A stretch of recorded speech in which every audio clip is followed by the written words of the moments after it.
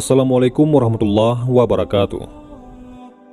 Nabi Muhammad SAW adalah sosok mulia yang telah melewati banyak perjuangan, pahit dan manisnya berdakwah menyebarkan agama Islam pada umatnya. Serangan pada beliau pun tak pernah habis, baik serangan fisik maupun mental. Lontaran kata-kata benci, cacian dan maki, lemparan batu dan ludah dari orang yang tak suka padanya pernah beliau dapatkan.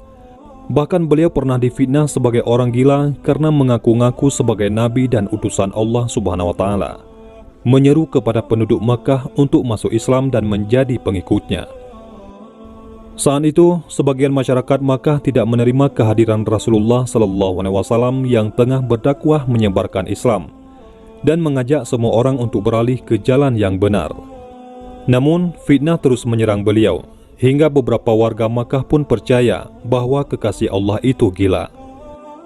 Hal ini dituliskan juga oleh Allah Subhanahu wa Ta'ala di dalam Al-Quran Surat Al-Hijr ayat 6.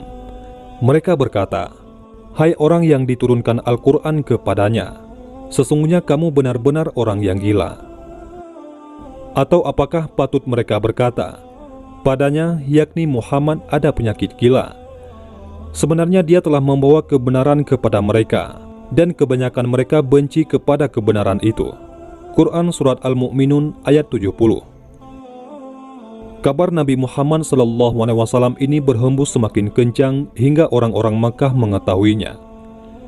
Isu tersebut juga sampai ke telinga seorang dukun dari Asy-Syanu'ah dari Yaman. Namanya adalah Dimah Al-Azdi. Ia mendengar isu tersebut saat tiba di Makkah. Setelah mendengar kabar tersebut, Al-Azdi segera menemui Rasulullah dan mengobatinya agar sembuh dari sakit jiwa. Al-Azdi adalah dudukunan yang terkenal pengobatannya dengan cara menghembuskan angin. Al-Azdi kemudian menawarkan pengobatan kepada Rasulullah saat mereka bertemu. Ia akan segera mengobati Rasulullah saat beliau siap. Namun, yang ditemukan Al-Azdi adalah yang sebaliknya. Sesungguhnya pujian itu bagi Allah Subhanahu wa Ta'ala.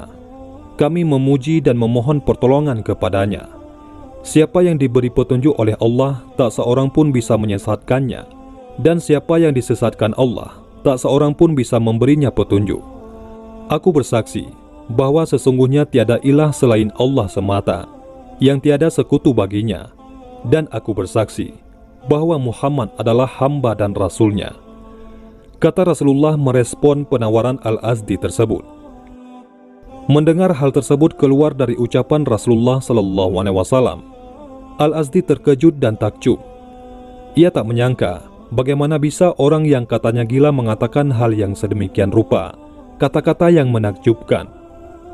Al-Azdi meminta Nabi Muhammad SAW mengulangi lagi kata-katanya, dan beliau pun menuruti permintaan dukun tersebut. Setelah mendengar kata-kata tersebut, hati Al-Azdi kemudian berbalik. Semula ia ingin datang sebagai dukun yang hendak mengobati Rasulullah. Kini dia langsung menyatakan diri untuk bersyahadat dan masuk Islam di hadapan Nabi Muhammad SAW. Selama ini, Al-Azdi mengaku telah menghafal dan menguasai semua kata-kata yang ada dalam kamus. Akan tetapi, kata-kata yang keluar dari lisan Rasulullah adalah sebuah kata-kata yang menakjubkan yang pertama kali ia dengar.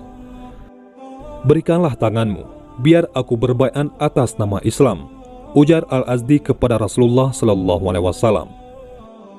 Dengan begitu, dukun yang ternama itu menjadi salah satu dari sedikit penduduk Makkah yang menyatakan keislamannya di masa awal-awal dakwah Nabi Muhammad SAW.